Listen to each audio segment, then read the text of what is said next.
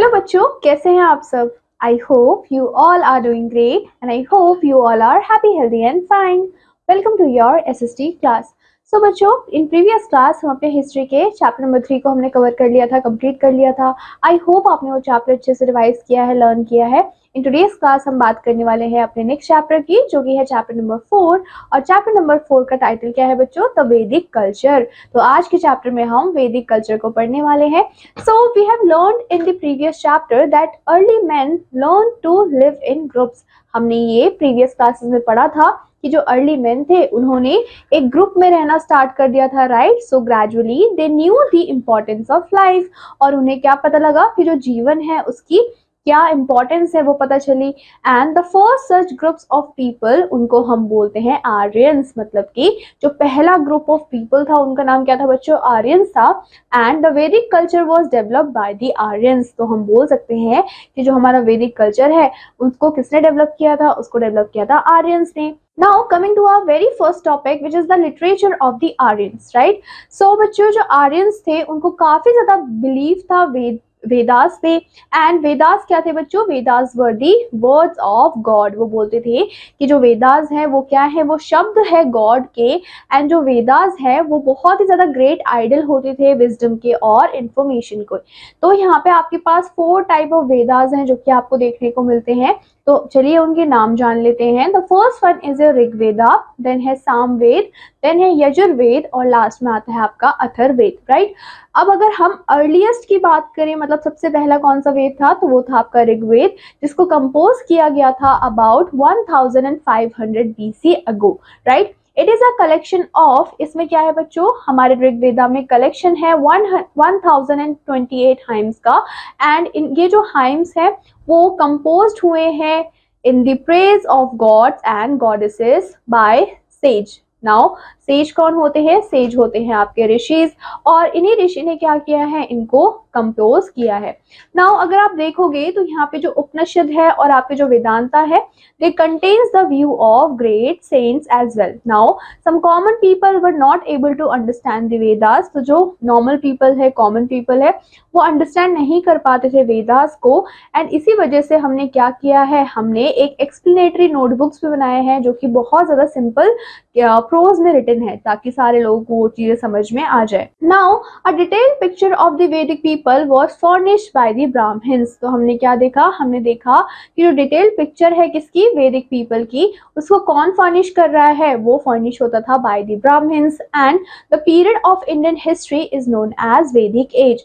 और वो जो पीरियड था उस पूरे पीरियड को हम किस नाम से जानते हैं? वैदिक एज के नाम से जानते हैं, क्योंकि जो वैदिक टेक्स्ट थे वही हमारे मेन सोर्स ऑफ इंफॉर्मेशन हुआ करते थे अबाउट दिस एज।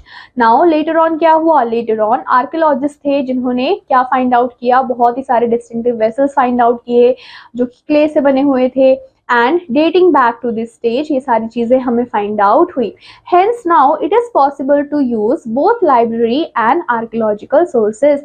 इसी वजह से आज के टाइम पे हम क्या करते हैं? हम लिटरेरी सोर्सेज का भी हेल्प लेते हैं, हम आर्कियोलॉजिकल सोर्सेज का भी हेल्प लेते हैं, राइट? ताकि हम हिस्ट्री ऑफ वैदिक एज को समझ पाए। तो यहाँ पे आपको मैप भी दिया हुआ है जिसमें आपको शो किया गया है extent of Aryans.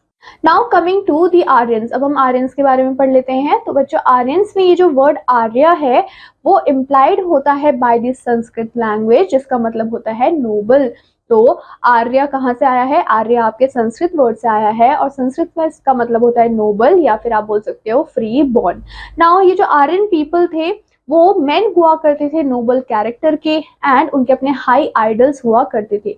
Now coming of the Aryans to India, अब हम देखेंगे कि ये जो आर्यंस है वो इंडिया कैसे आए, हमारे भारत देश कैसे आए, right? So the Aryans spread to different parts of the world. ये जो आर्यंस है वो different parts of the world में स्टार्ट हुए, and from their original home in Central Asia. लेकिन उनका जो ओरिजिनल होम था वो कहाँ था? वो था आपके सेंट्रल एशिया में। Those who came to India are called Indo-Aryans, और वो आर्यन जो कि हमारे इंडिया में आए हैं उनको हमने इंडो आर्यंस के नाम से जाना। And they came to India, कब आए थे बच्चों? बिटवीन 2000 BC टू 1500 BC के अराउंड ये लोग इंडिया आए थे and they were pastoral peoples. Now they migrated from their original home because अब उन्होंने क्या किया, उन्होंने अपने ओरिजिनल जो होम था, ओरिजिनल जो हाउस था, वहां से माइग्रेट किया. और उनके माइग्रेट करने के रीजंस क्या क्या थे, जैसे कि फर्स्ट रीजन था the increase in their numbers, ताकि वो अपने नंबर्स को इंक्रीज कर पाए.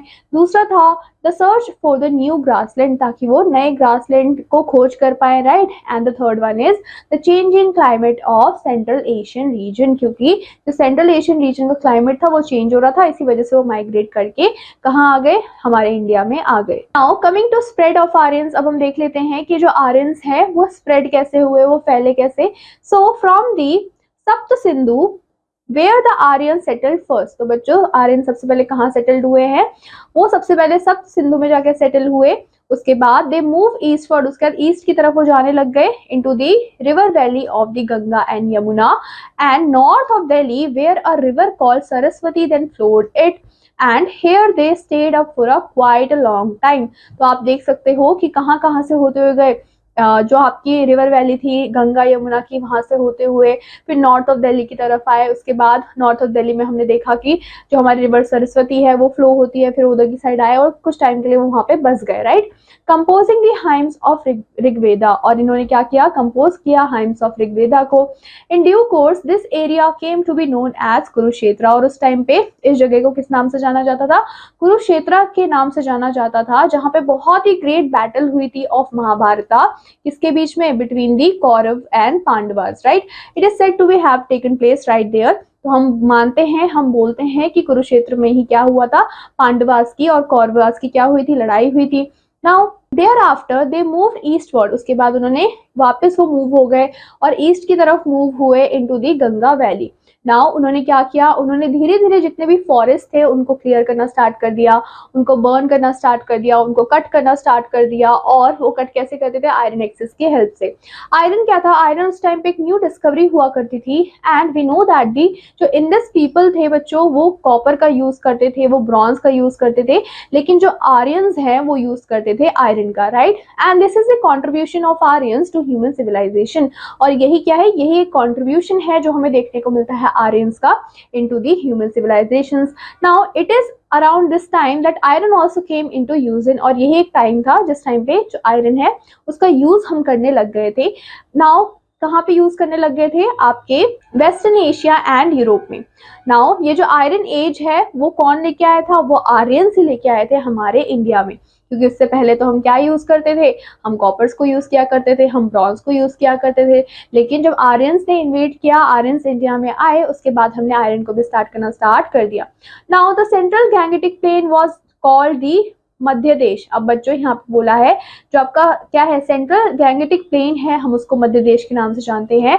एंड जो आर्यंस थे उन्होंने कंटिन्यू रखा अपना march toward eastward till they reach the Bay of Bengal. जब तक वो बे ऑफ बंगाल नहीं पहुंच गए, उन्होंने अपना जो मार्च है वो जारी रखा एंड वो मूव अप होते चले गए आपके नॉर्थ ईस्टर्न रीजन की तरफ, द होल उत्तर प्रथा. Now the land mass between the Himalayas and Vindhyas, यहाँ पे हमें बताया गया है कि जो हमारे लैंड मासेस है, कहा कि बच्चों हिमालय और विंध्यास के बीच में from the western sea to east, उनको हमने आर्यवर्त का नाम दिया. क्या नाम दिया, आर्यवर्त का नाम हमने उसको दिया. Now coming to political organization, so more and more Aryan tribes were pouring into the country. हमने देखा कि ज्यादा से ज्यादा जो आर्यंस थे वो हमारी कंट्री में इन्वेड कर रहे थे, आ रहे थे. And these tribes fought with each other over grassland, और जो ट्राइब थी वो एक दूसरे से लड़ाई करने लगे, किस चीज के लिए, ग्रासलैंड के लिए. अब हर एक ट्राइब का अपना एक किंग तो होता ही है, राइट. हर एक ट्राइब है उसका अपना एक किंग है, उस किंग को वो लोग बोलते थे राजन, और या फिर चीफ बोला करते थे, जो कि क्या करता था, लीड करता था उस पर्टिकुलर ट्राइब को फाइट के लिए. Therefore only a strong and brave man was selected as a king, और इसी वजह से जो ब्रेव और स्ट्रॉन्ग मैन हुआ करता था उन सब के बीच में, उसी को ही वो लोग किंग बना देते थे. एंड ड्यूरिंग लेटर वैदिक पीरियड हुआ क्या कि जो एक किंगशिप है वो बहुत ही हेरिडिटरी बन गई. हेरिडिटरी मतलब कि जैसे कि अगर फादर किंग है तो जो बेटा है वो किंग बनेगा, तो इसी को हम हेरिडिटरी बोलते हैं. So when a king died, जैसे ही जो किंग है, जैसे राजा है उसकी मृत्यु हो जाती है, जो उसके सन होते हैं वो क्या बन जाते हैं, वो उनके सक्सेसर बन जाते हैं और वो नए किंग में कन्वर्ट हो जाते हैं. Now the king ruled with the help of number of people. अब जो किंग है उसने रूल किया है किसकी हेल्प से? बहुत सारे लोगों की हेल्प से। And there was a commander of the army as well, जिसको हम सेनानी के नाम से जानते हैं। उसके अलावा हमारे पास पुरोहित भी होते थे। पुरोहित को आज के टाइम में हम प्रीस्ट के नाम से भी जानते हैं। और ये क्या करते थे? ये परफॉर्म करते थे बहुत सारे रिलीजियस सेरेमनीज को किंग के लिए, एंड उनको एडवाइस भी दिया करते थे मैटर्स में, right. In order to remain in touch with the tribesman living in the neighbouring villages, the king had messengers. अब अगर उनको क्या करना है, कम्युनिकेशन को मेंटेन करना है, तो उसके लिए उनके पास कौन होते थे? मैसेंजर्स होते थे, जो कि उन्हें टच में रहने में हेल्प करते थे। Now the headmans of the village, अब बच्चों हेडमैन जो होते हैं विलेजेस के, उनको हम ग्रामीण या फिर ग्राम के नाम से भी जानते हैं, या फिर विलेजेस के नाम से भी जानते हैं ऑफ इस tribe. And it is used to advise the king, और वो लोग क्या करते थे? वो लोग एडवाइस करते थे किंग को। But when it came to matter of the utmost importance, the king would seek advice from the entire tribe, which means कि अगर कोई भी ऐसी पर्टिकुलर सिचुएशन अराइज होती है जिसमें उसको क्या चाहिए कि उसको एक अगर कोई भी इंपॉर्टेंट मैटर होता है, तो उसमें किंग क्या करता था? जो पूरा ट्राइब है उसी से एडवाइस लिया करता था।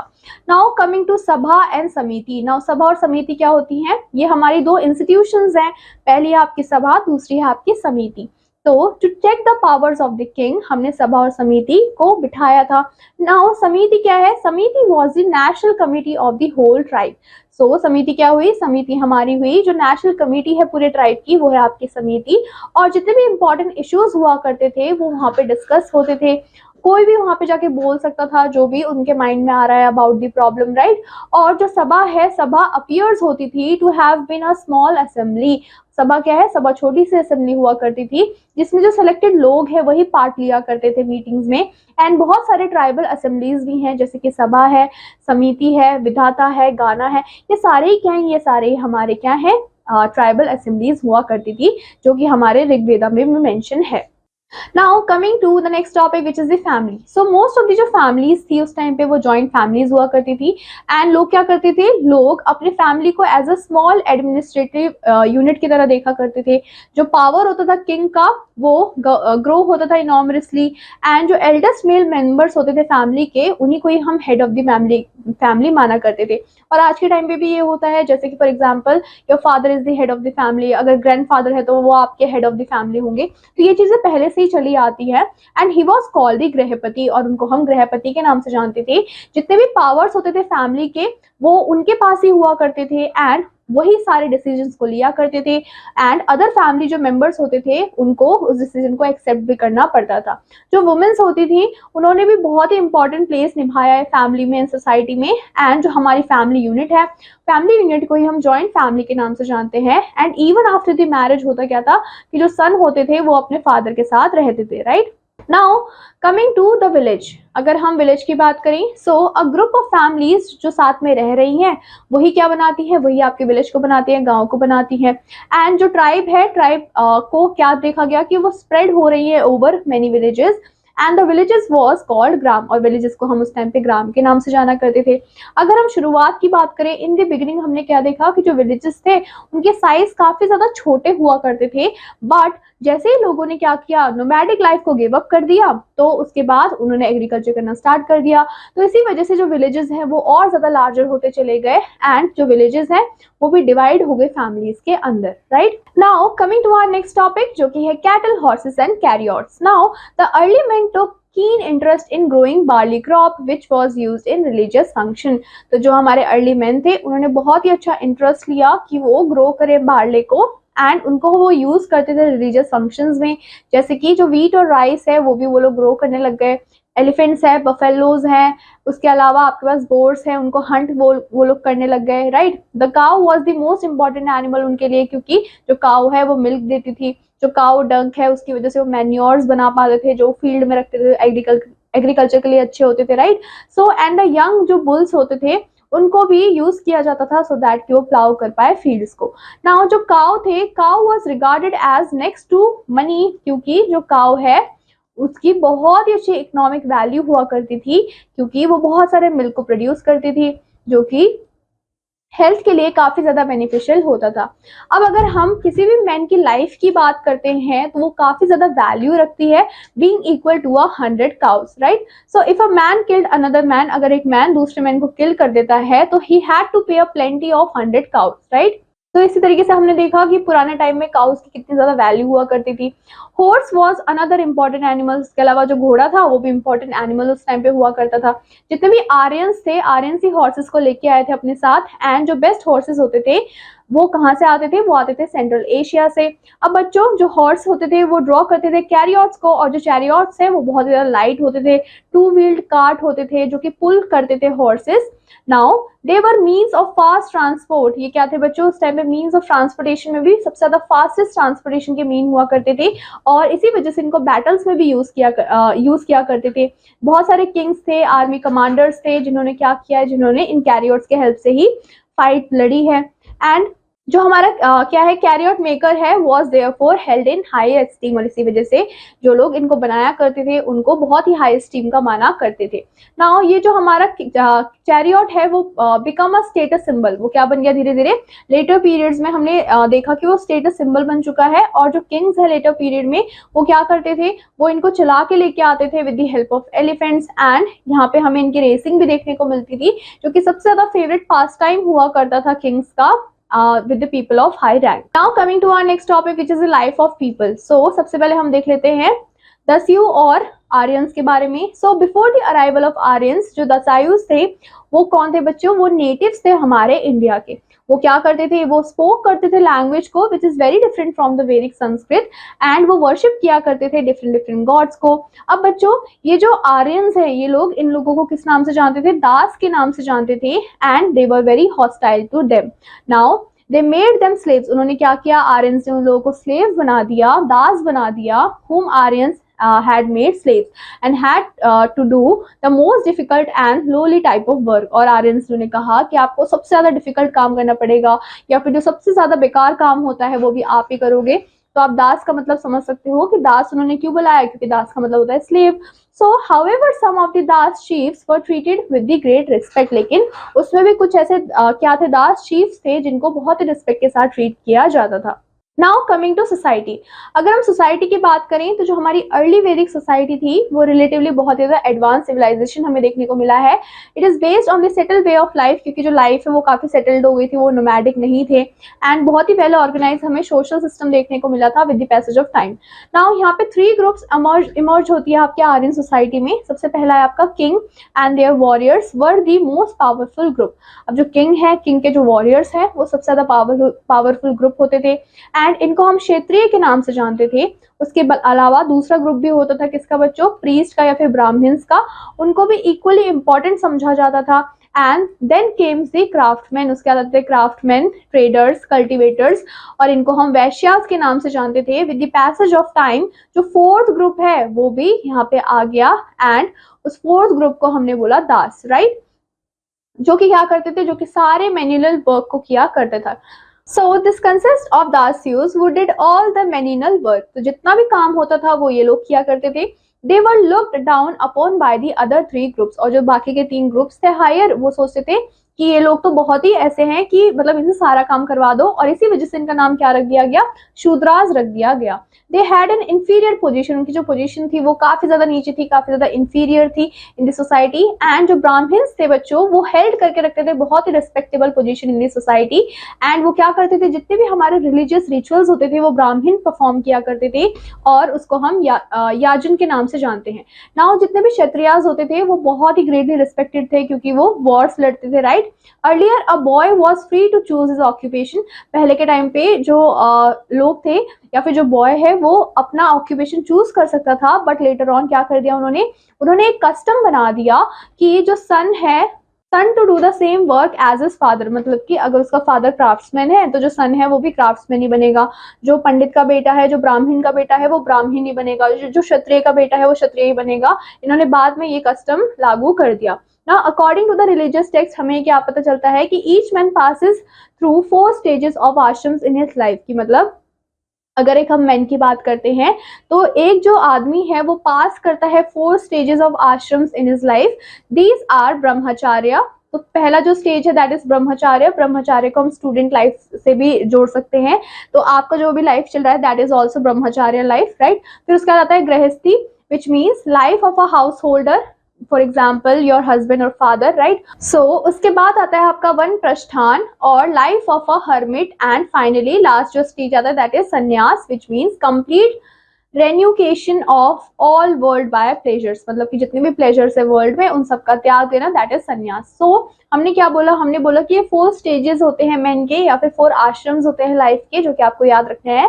फर्स्ट है आपका ब्रह्मचार्य, सेकेंड है आपके गृहस्थी, फिर आता है आपका वन प्रस्थान, एंड फिर आता है आपका sannyas. Now coming to food and dresses. So अगर हम फूड और ड्रेसेस की बात करें उससे पहले हम पिक्चर्स भी देख लेते हैं। यहाँ पे आपको पिक्चर्स भी गिवन है, जैसे कि ये पिक्चर है ब्राह्मण की, यह है क्षत्रिय, यह है वैश्य और यह है Shudra, right. Now coming to food and dresses, जो आर्यंस होते थे वो ज्यादातर राइस खाते थे, फिश खाते थे, फ्रूट्स को खाया करते थे, और उनकी जो फेवरेट ड्रिंक थी उसका नाम था मधुसूरा एंड सोमा। अब बच्चों जो सूरा है वो काफी ज्यादा इंटॉक्सिकेटिंग ड्रिंक हुआ करती थी, जबकि जो सोमा है वो काफी माइल्ड इंटॉक्सिकेटिंग बेवरेज हुआ करती थी। बहुत ही डिफिकल्ट होता था इनको प्रिपेयर करना, and it was mostly consume during the religious ceremonies, और जितनी भी रिलीजियस सेरेमनीज होती थी उस टाइम पे इनको कंज्यूम किया जाता था।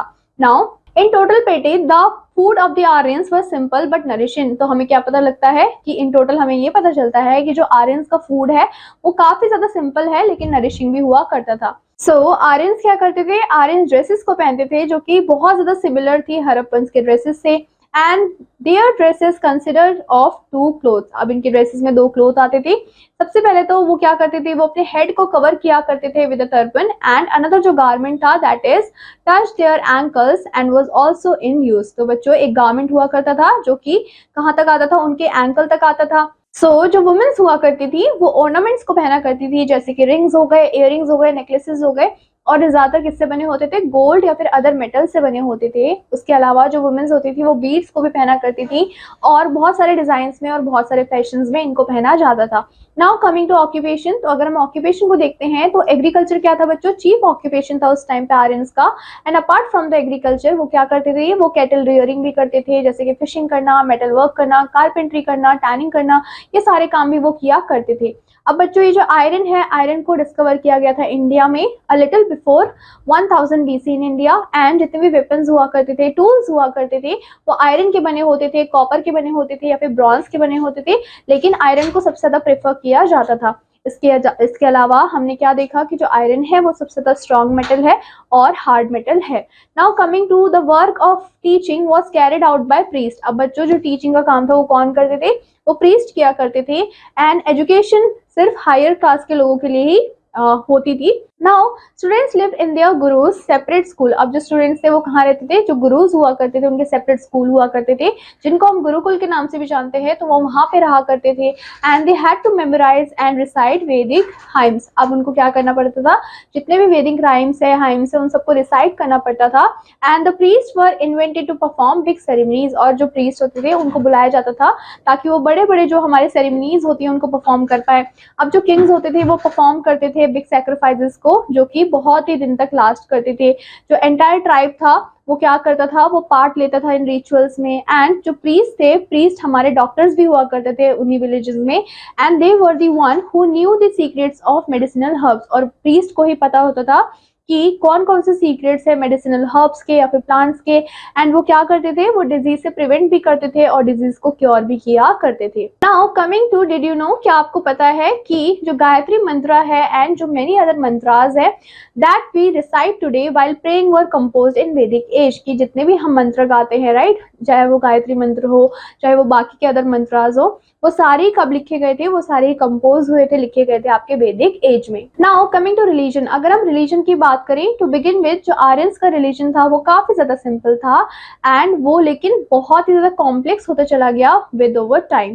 दे worship nature and offer sacrifices to their gods, लेकिन वो क्या करते थे, वो नेचर की वर्शिप करते थे, मतलब नेचर की पूजा करते थे, और वो सैक्रिफाइसेस भी करते थे अपने गॉड्स के लिए। Now coming to the worship of nature, right? So the various forces of nature were worshipped by the Aryans, जैसे कि their gods and goddesses were the sky, उनके जो भगवान थे वो कौन थे, स्काई थे, सन थे, स्टार्स थे, मून्स थे, अर्थ थे, wind, tree, reverse and mountains, मतलब जितना भी नेचुरल चीजें हैं वो उन सबकी पूजा किया करते थे। And each had a name, और हर एक का एक नाम भी हुआ करता था। जैसे कि अगर हम इंद्रा की बात करें तो इंद्रा कौन थे? इंद्रा हमारे गॉड थे थंडर एंड रेन के।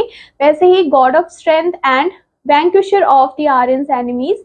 उसके अलावा अगर हम देखें तो जो अग्नि है, Agni was the god of fire and the name is very similar to ignis, जो कि एक लैटिन वर्ड है जो कि फायर को डिनोट करता है, राइट।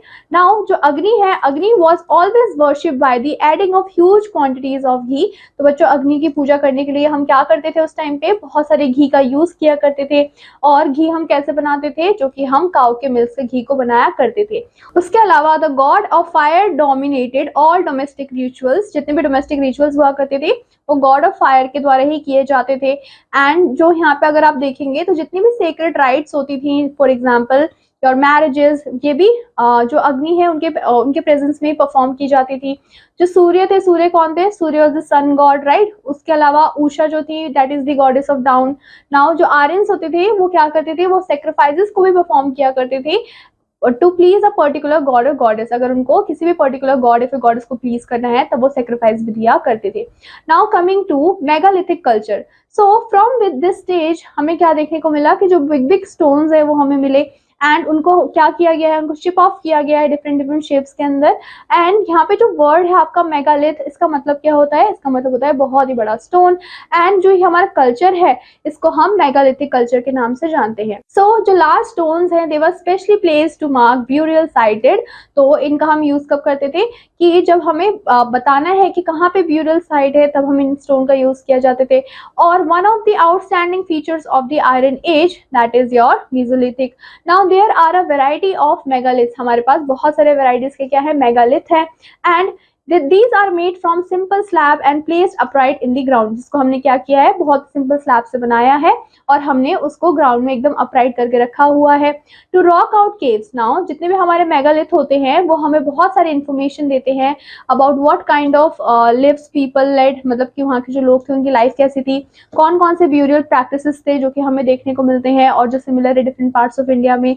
उसके अलावा जो डेड हमने ब्यूरी किए थे in distinctive pots which were known as black and red ware. तो हमने क्या बोला? हमने बोला कि जितने भी हमने डेड्स को क्या किया है? गाड़ा है, बरी किया है विद डिस्टिंक्टिव पॉट्स, उनको हम ब्लैक एंड रेड वेयर के नाम से जानते हैं। समटाइम्स जो बॉडी होती थी हम उसको उनके ज्वेलरीज के साथ ही क्या करते थे? बरी किया करते थे। एंड जो टूल्स होते थे, पेट एनिमल्स होते थे, फॉर एग्जाम्पल हारिस, हम उनके साथ ही उनको वहां पे डाला करते थे। उसके अलावा different different types of ornaments हमें देखने को मिले जो कि कहाँ पे देखने को मिले? उनके ग्रेव्स में देखने को मिले, right. Then sometime there was more than one skeleton in one grave। और कभी कभी क्या होता था कि एक से ज्यादा स्केलेटन भी हमें देखने को मिला है एक पर्टिकुलर ग्रेव में। अगर हम बात करें, अगर हम इनाम गांव की बात करें तो इनाम गांव के जितने भी ग्रेव्स हैं बच्चों वो हमें कहाँ देखने को मिले हैं? घरों के अंदर भी हमें देखने को मिले हैं। अगर हम इंडिया की बात करते हैं तो जो नॉर्थ ईस्ट है, कश्मीर है, तो वहाँ पे भी आपको ये चीज देखने को मिलेंगी। उसके अलावा जो एक्सकावेशंस है मेगालिथिक आपके साइट्स पे, इससे हमें ये क्लियर होता है कि जो पीपल थे वो बहुत ज्यादा फेमिलियर थे आयरन से एंड उन्होंने आयरन को यूज भी किया है ताकि वो क्या बना पाए? इम्प्लीमेंट्स बना पाए, वेपन्स बना पाए। एंड उनके पास बहुत ही कॉम्प्लेक्स आइडिया भी था about the life, about the death, and he had elaborate burial rituals as well. Now they were herdsmen and cultivator। वो कौन थे? वो herdmen और cultivator थे and वो ornaments को पहना करते थे जो कि beads और gold से बनाए होते थे। वो travel करते थे horses में और वो carry भी करते थे trade को with the far off places। उसके अलावा जो beads हैं, precious stones हैं, gold है, ये क्या थे बच्चों? ये items थे उनके exchange के। Now हम बात करते हैं कैल्कोलिथिक कल्चर की। सो एज वी नो, हमें पता है कि जो कॉपर है, copper is the first metal जो कि हमने डिस्कवर किया था। किसने डिस्कवर किया था? अर्ली मैन ने। सो जो कल्चर था कि कॉपर को यूज करना है उसी को हम बोलते हैं कैल्कोलिथिक कल्चर। सो ये जो कल्चर्स थे वो इंडिया में कब आए थे? That is between 4000 to 800 BC। And जो कैल्कोलिथिक पीपल हुआ करते थे वो प्राइमरीली रूरल कम्युनिटीज ही हुआ करती थी एंड फिर वो धीरे धीरे स्प्रेड हो गई over a very wide area in those part of the country जहाँ पे there were hills and rivers. जहाँ पे हिल्स थे, रिवर्स थे, वो धीरे धीरे वहाँ पे क्या होने लग गए? स्प्रेड होने लग गए। और ये क्या करते थे? ये वर्शिप करते थे मदर गॉडेस को जैसे कि मदर गॉडेस को, बुल को, रुद्र को, शिवा को, पशुपति को, गणेश, लक्ष्मी एंड फायर को। They also believe in life after death, और उनको लगता था कि डेथ होने के बाद भी एक क्या होती है, लाइफ होती है। एंड जो कैलोलिथिक कल्चर के लोग हैं, they used a distinctive type of pottery as well, and they were also experts in making copper tools. उनको बहुत अच्छे से आता था कि कैसे कॉपर टूल्स को बनाना है, कैसे वेपन्स बनाने हैं, कैसे ऑर्नामेंट्स बनाने हैं, और डिफरेंट डिफरेंट काइंड्स के कैसे आपको टेराकोटा फिगरनीज बनानी, and different different kinds of terracotta figurines को कैसे बनाना है, ये भी उन्हें पता चला। The work of spinning and weaving clothes were carried out by them very skilfully. और जो क्या था बच्चों, जो वर्क था जिसमें हम स्पिन करते थे, वीव करते थे क्लोथ को, वो भी ये बहुत ही स्किलफुली किया करते थे। तो यहाँ पे आपको कुछ पिक्चर्स भी दी गई हैं जो कि किसकी है, कैलकोलिथिक आपके टूल्स की हैं, आप यहाँ पे देख भी सकते हैं। तो बच्चों इसी के साथ हमारा ये चैप्टर होता है यहाँ पे कंप्लीट। आई होप आपको ये चैप्टर अच्छे से समझ आ गया होगा। आई होप आप इस चैप्टर को अच्छे से रिवाइज भी करेंगे, अपने कॉन्सेप्ट्स को और क्लियर करेंगे रिवाइज करके। And I will meet you in your next class with your next interesting chapter. Till then take care and bye bye.